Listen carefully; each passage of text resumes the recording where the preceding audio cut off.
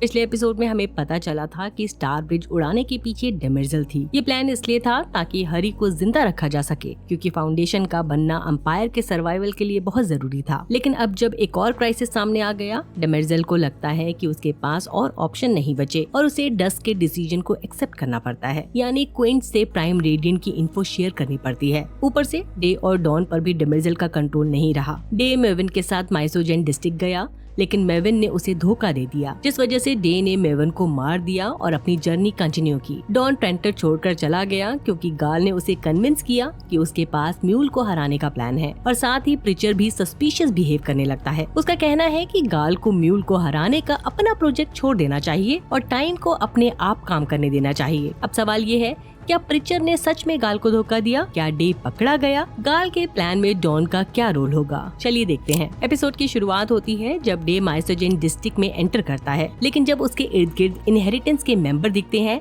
तो पता चलता है कि डे ने अपनी जगह किसी और को रख दिया था। डे को पता था कि गार्ड्स ने उसका चेहरा नहीं देखा है और जो भी इंपीरियल क्लेविगर यूनिफॉर्म पहनेगा उसके पीछे चले जाएंगे। तो डे ने स्मार्टली स्विच किया और गार्ड्स को चकमा दे दिया। इसी बीच पैलेटियल ग्राउंड के बॉर्डर पर मेविन की बॉडी मिलती है। डेमेर्जेल जल्दी ही समझ जाती है कि डे ने अपने नैनाइट्स मेविन में इंजेक्ट किया ताकि उसे ट्रैक न किया जा सके। डेमेर्जेल डिसाइड नहीं कर पाती कि डे के पीछे इंपीरियल गार्ड्स भेजे या नहीं, और उसे पता चलता है कि डॉन क्लेरियन जा रहा है। इस पर वो फ्रस्ट्रेट हो जाती है क्योंकि वो अपने क्लियंस पर नजर नहीं रख पाई और डिसाइड करती है कि डे का खुद सामना करेगी और डॉन से पर्सनली डील करेगी। डॉन के बारे में बात करें तो गाल उसे जगाती है। डॉन फौरन गाल से उसके मेंटलिक पावर्स, म्यूल की सिमिलैरिटीज के बारे में बात करता है। वो गाल से पूछता है कि क्या गाल उसे मैनिपुलेट कर रही है। इनकी बात चल ही रही होती है कि शिप क्लैरियन पहुंच जाती है। डॉन डिसाइड करता है कि डस्क के लिए एक मैसेज रिकॉर्ड करे, बेसिकली एक अपॉलॉजी नोट कि उसने अंपायर को धोखा दिया। इसी वक्त गाल सेल्वर के जायगोट को चेक करती है। उसे लगता है उसे सेल्वर के जायगोट को हर जगह ले जाना चाहिए ताकि वो मोटिवेटेड रहे फ्यूचर के लिए। इसके बाद गाल विनोद पर फोकस करती है। वो गैलेक्टिक काउंसिल का मेंबर है और कैल्गन के साथ क्लोजली लिंक्ड है। गाल का प्लान है कि वो वाइनॉट पर इल्जाम लगाए कि म्यूल को कैल्गन में एंट्री दिलाने में उसका हाथ था, ताकि गाल और डॉन उसे ब्लैकमेल करके इनक्लोजर के लिए वोट करवा सके। ये एविडेंस इतने सच लगेंगे कि वाइनॉट को झुकना ही पड़ेगा। अगर प्लान कामयाब हुआ तो अंपायर कैल्गन के इंपोर्ट एक्सपोर्ट पर अपना दबदबा बना लेगा, और अगर म्यूल को भूखा रखा गया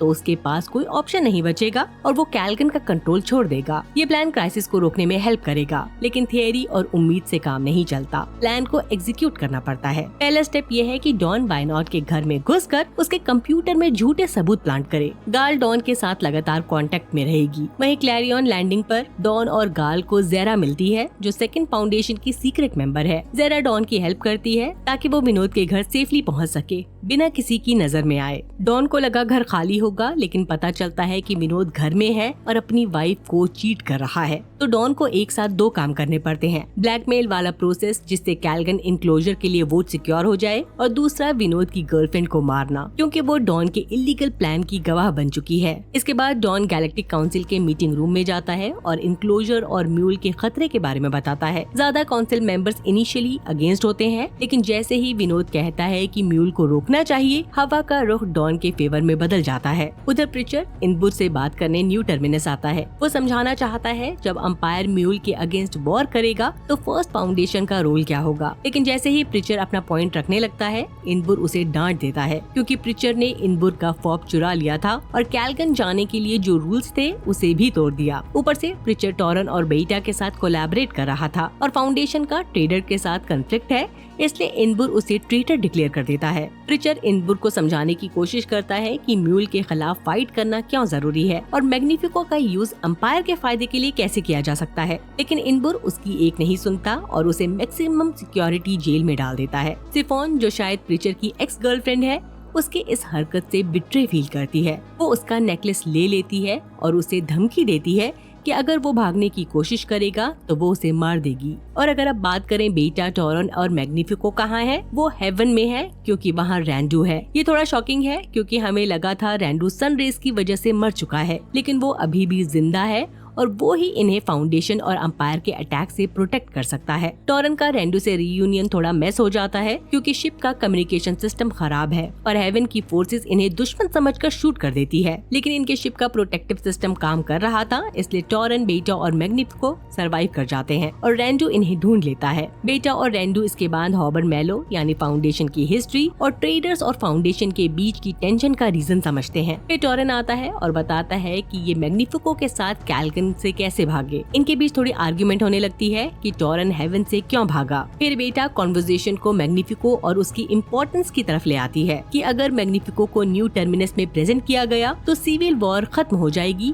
और फोकस म्यूल पर शिफ्ट हो जाएगा। जब तक रेंडू डिसीजन नहीं लेता, टॉरन मैग्निफिको को हेवन की बिल्डिंग का टूर करवाता है और अपनी ट्रैजिक हिस्ट्री और रेंडू के साथ अपने रिश्ते एक्सप्लेन करता है। बेटा लगातार रेंडू को मैग्निफिको की इम्पोर्टेंस के बारे में कन्विंस करती है कि उसका म्यूजिक इंस्ट्रूमेंट म्यूल के पावर को बढ़ा सकता है। अगर म्यूल के पास मैग्निफिको नहीं होगा तो वो फाउंडेशन के लिए ज्यादा खतरा नहीं रहेगा। अगर रेंडू मैग्निफिको को फाउंडेशन के सामने प्रेजेंट करे तो ट्रेडर्स सुकून से अलग हो सकते हैं। रेंडू को ये प्लान सही लगता है और वो बेटा, टॉरन और मैग्निफिको के साथ न्यू टर्मिनस जाने के लिए एग्री हो जाता है। बस एक प्रॉब्लम है, बेटा म्यूल को अंडर एस्टिमेट कर रही है। उसे लगता है कि म्यूल सिर्फ माइंड्स मैनिपुलेट कर सकता है, लेकिन वो जेनोसाइड करने तक की हद पार कर सकता है अगर उसे लोगों में अपना डर बैठाना हो। जब गैलेक्टिक काउंसिल कैल्गन का इनक्लोजर वोट पास कर देती है तो इंपीरियल शिप्स फॉरेन प्लैनेट के चारों तरफ फैल जाती है। इस बीच विनोद अपने घर जाता है और वीडियो कॉल पर अपनी वाइफ और बेटियों से बात करता है। वो बेसिकली उन्हें काम करता है क्योंकि सब कैल्गन पर है। लेकिन तभी म्यूल वीडियो कॉल में डॉन और काउंसिल के सामने आता है और रिवील करता है कि वो कैल्गन पर नहीं है। म्यूल को पता था कि अंपायर फ्लीट्स कैल्गन आएंगी,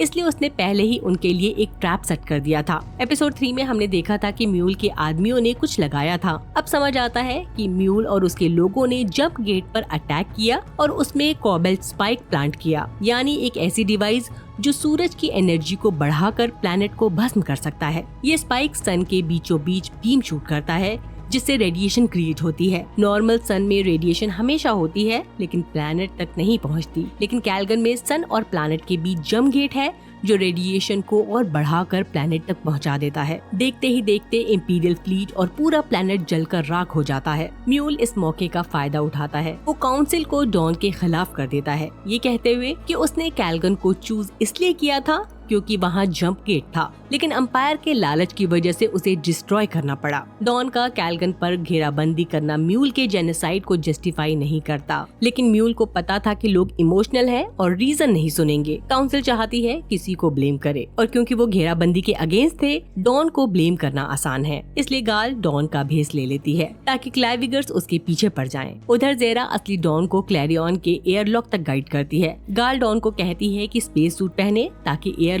ओपन होने पर वो अपने स्पेसक्राफ्ट में सेफली बोर्ड कर सके और आउटर स्पेस में फ्रीज न हो पाए। स्पेस सूट पहनते हुए डॉन को शक होता है और वो गाल से पूछता है कि क्या उसे पहले से पता था कि म्यूल कैल्गन को बर्बाद करने वाला है। गाल जल्दी जल्दी काफी चीजें एक्सप्लेन करती है जो समझना मुश्किल है। अगर सिंपल वर्ड्स में कहा जाए तो गाल को पता था अंपायर म्यूल को नहीं हरा पाएगा। वो चाहती थी कि म्यूल के पास कैल्गन के रिसोर्सेज जैसे कि विस्पर शिप्स और वेपन्स न रहे। सेल्डन के प्रेडिक्शंस के मुताबिक अंपायर की पावर कम करना भी जरूरी था और ये सब एक ही मूव में अचीव हो गया। अंपायर के लड़ाकू विमान खत्म, काउंसिल का यकीन गया और साथ ही म्यूल थोड़ा कमजोर हो गया। क्लियोनिक डायनेस्टी खत्म हो गई। अब गाल एक्सपेक्ट करती है कि म्यूल ट्रेंटर पर अटैक करे और जब वैसा होगा फाउंडेशन ट्रेंटर पर घेराबंदी करके म्यूल का खात्मा कर देगा। जब डॉन गाल की ये सब बातें सुनता है, इसके बाद वो ईयर प्लग फेंक देता है और एयरलॉक प्रिपेयर करना शुरू करता है ताकि गाल तक पहुंच सके। पर तभी विनोद आता है, उसे अपनी फैमिली का बदला लेना है।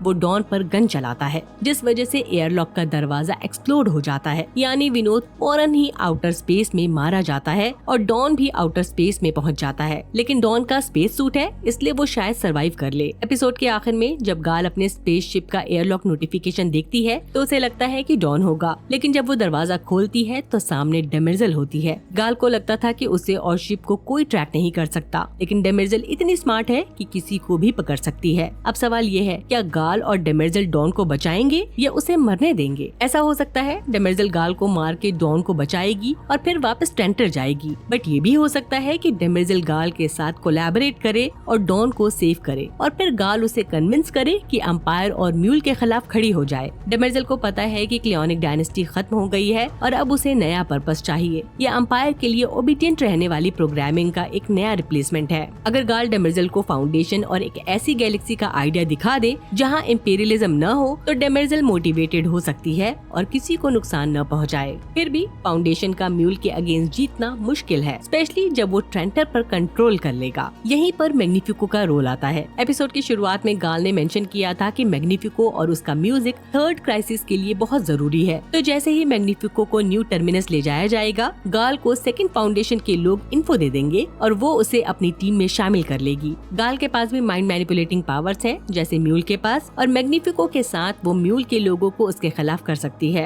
लेकिन इसके बाद भी सवाल ये है, क्या गाल अभी भी हीरो है? चाहे गाल अपने एक्शंस को नहीं समझती हो, उसके काम भी बेरहम है, जैसे क्लियॉन्स और म्यूल के। हाँ, उसे आने वाले क्राइसिस की तैयारी करनी है, अंपायर डिस्ट्रॉय करना है और म्यूल को मारना है, लेकिन पूरे कैल्गन प्लैनेट को सेक्रीफाइस करना काफी डार्क है। यहाँ क्लियरली समझ आता है कि गाल अपने मिशन के चक्कर में खुद भी एक डार्कर फिगर बन रही है। वो अपने काम को चेस मूव के जैसे जस्टिफाई कर सकती है, लेकिन कैल्गन के लोगों के आंसू उसके साथ हमेशा रहेंगे। जेनोसाइड कभी माफ नहीं किया जा सकता। उम्मीद है गाल के सारे प्लान नाकामयाब हो जाएं और उसे अपने भयानक कामों का हिसाब देना पड़े, चाहे वो क्रायो स्लीप में क्यों ना हो। इसी के साथ ये एपिसोड यहीं खत्म होता है। मेरा वीडियो आपको कैसा लगा कमेंट सेक्शन में जरूर बताएं। अगर पसंद आया हो तो लाइक करें, चैनल को सब्सक्राइब करना न भूलें।